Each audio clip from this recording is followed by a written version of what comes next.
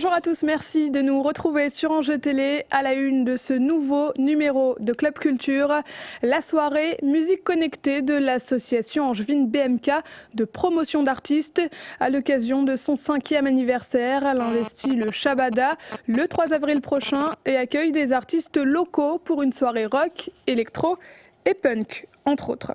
Focus sur l'exposition de Michel Carrère, visible jusqu'au 23 avril au Centre culturel Georges Brassens d'Avrier. L'artiste peintre nous offre un véritable voyage dans le sud de la Provence à l'Italie. Je vous en parlais en titre, l'association Angevine. Coup de projecteur à présent sur Michel Carrère. La peintre avriaise expose jusqu'au 23 avril une soixantaine de tableaux au centre Georges Brassens. Lumière, couleur, architecture. Les toiles de Michel Carrère respirent le sud de la province à l'Italie. Pour en parler, l'artiste est avec nous sur le plateau de Club Culture. Bonjour. Bonjour. Alors, une exposition très colorée qui nous renverrait presque aux vacances d'été. Tout à fait, tout à fait. Mais c'est oui, parce que les couleurs, c'est vraiment quelque chose de très important pour moi. Je fonctionne à la couleur de toute façon. Et un sujet qui peut s'adapter à cette demande, eh bien, ce sont les paysages du sud. Et surtout pour moi les architectures, parce que je pars en fait d'une mosaïque colorée.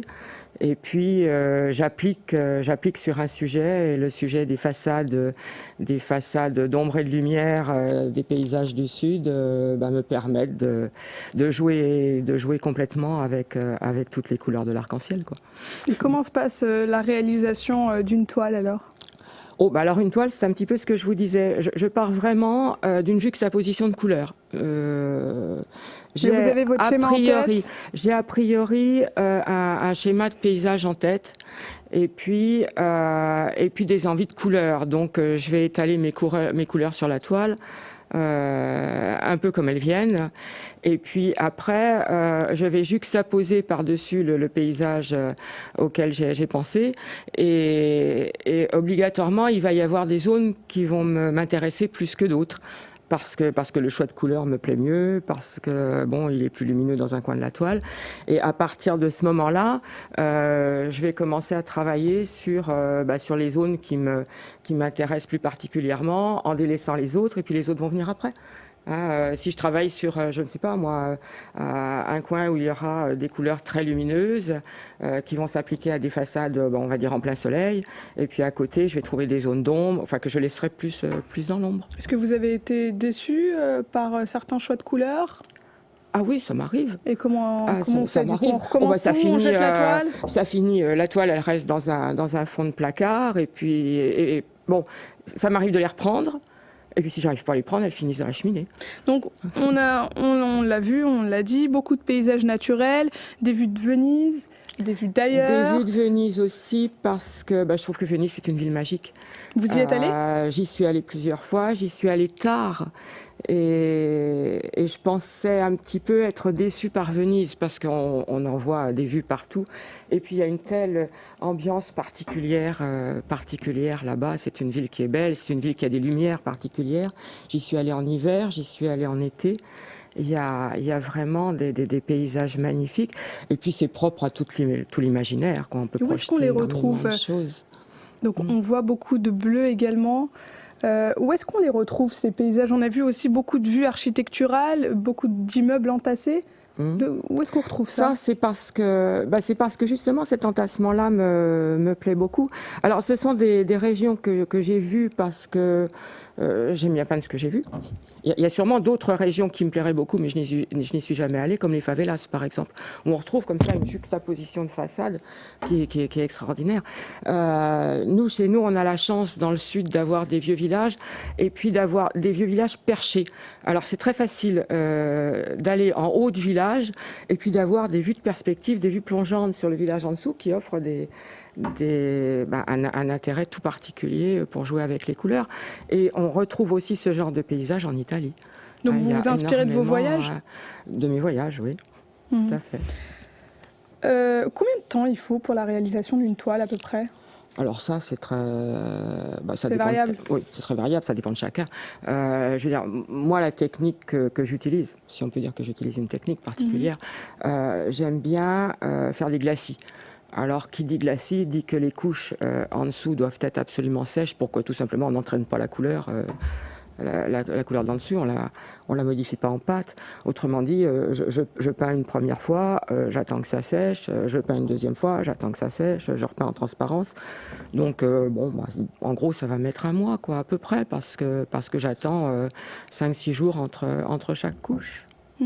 Avec 65 tableaux, ça fait du temps. Beaucoup de Ça temps fait de du temps, mais travail. il y en a plus de 65. Non.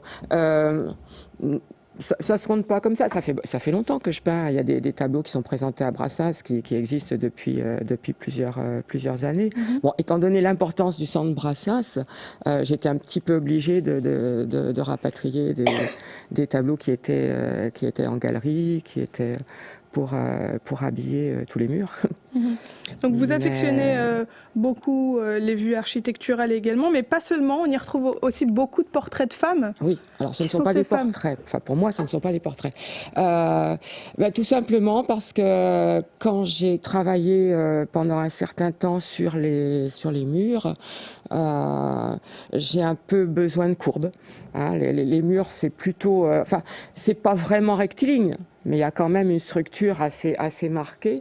Et après, je me suis dit que finalement, travailler sur des sujets plus doux, plus sensuels, était quelque chose qui m'intéressait aussi, du point de vue de la couleur, toujours. Et puis, il se trouve que j'avais vu, il y a quelques années, une exposition à Prague qui était absolument extraordinaire. Et on avait un contraste entre des visages très lisses, très travaillés naturellement, pas des photos, mais presque, et puis des fonds qui laissaient libre cours à l'imagination. Et ça m'avait particulièrement intéressée. Puis ça me permet aussi de remettre mon travail de couleur en fond, et puis de contraster avec le travail des femmes qui sont sur les tableaux. Mais ce ne sont pas des portraits, je ne cherche pas particulièrement la ressemblance. Je cherche plutôt l'attitude. La ressemblance, ouais. Et les hommes, où est-ce qu'ils sont? Et les hommes, il y en a eu. Il y en a eu quelques-uns. Il y a eu quelques toiles d'hommes. Ceci dit, c'est pareil, un corps d'homme est peut-être plus brut et se rapproche plus de la toile d'architecture et ne me donnerait pas la possibilité de travailler les courbes, quoi. Ou disons plus difficilement.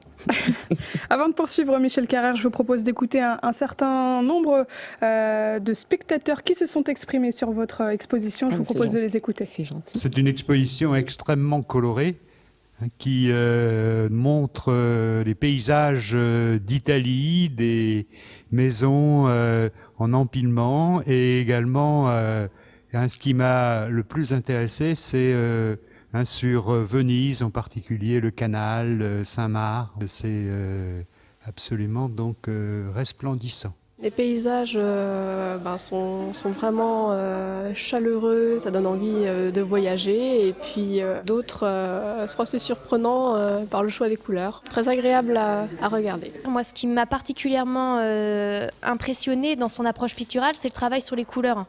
Puis ce que j'aime, c'est que ça dégage vraiment une impression de chaleur. On est dans une logique de voyage, avec tout un travail sur l'architecture, puisque certaines de ses œuvres reposent sur des vues de maisons. Et ce que j'aime, ce sont vraiment des petites impressions de la vie quotidienne. On commence à s'arrêter devant une œuvre, notre regard se perd dans les couleurs, notre regard se perd dans l'architecture, et on commence à imaginer toutes les histoires qui pourraient se cacher, vous voyez, derrière ces pans, ces façades. Donc il y a ça que j'ai beaucoup apprécié, cette notion de capter l'instant fugace. Alors après, je sais pas si Michel Carrère accepterait cette vision-là, mais moi je trouve que dans cette logique-là, on se rapproche beaucoup des impressionnistes. Alors, une influence impressionniste, est-ce que vous êtes d'accord? Il y a eu une influence impressionniste au tout début. Maintenant, je dirais, les impressionnistes sont plus des peintres d'extérieur qui retranscrivent des moments très fugitifs. Moi, je suis plus sur l'architecture et sur un moment peut-être plus dans la durée, plus pérenne. C'est pas l'instant du moment, C'est la construction qui existe depuis des siècles, qui est là, qui marque le paysage et qui se fond dans le paysage finalement, parce qu'elle est là, elle est présente. On l'a écouté, beaucoup d'autres compliments également. C'est gentil, Ouais. c'est gentil de leur part. Je crois que les gens sont sensibles, surtout par les temps qui courent. Bon, je dirais tout simplement par le fait qu'on soit à la sortie d'une saison un peu grise, donc les gens sont sensibles à la couleur, et puis peut-être l'époque ambiante qui n'est pas très très gaie, donc ça leur apporte aussi une certaine gaieté. Donc c'est peut-être pour ça, ma foi, qu'ils ont des commentaires aussi sympathiques. Votre passion pour la peinture, elle date de combien de temps Oh, elle date de toujours. Quand est-ce que vous avez commencé? J'ai commencé à peindre enfant, comme tous les gosses, un crayon. On n'a pas toujours le même résultat. On n'a pas toujours le même. Bon, ça c'est un problème différent, mais je veux dire que vous donnez des crayons ou une boîte de peinture à des enfants, ils vont en faire quelque chose. C'est rare de voir un enfant se détourner des couleurs. Il va essayer avec les mains, avec n'importe quoi. Il va essayer de mettre des couleurs, et puis à la limite en lui disant que ça lui plaît pas, il faut lui faire comprendre que si ça lui plaît pas, c'est pas grave. Peut continuer. Faut pas se bloquer. Et moi, j'ai pas. Et puis j'ai eu la chance d'être un petit peu accompagnée par la suite. Michel, est-ce que vous avez des projets futurs? Des idées de toiles, de tableaux? Oh, sûrement, je reste toujours dans la même veine. Par moments, c'est vrai qu'après bon, ça a été un petit moment un petit peu intense parce qu'on a préparé l'exposition depuis quelques mois. Donc, je dirais pas que j'ai besoin d'une pause, c'est un bien grand mot, mais bon, je m'accorde un petit peu de vacances.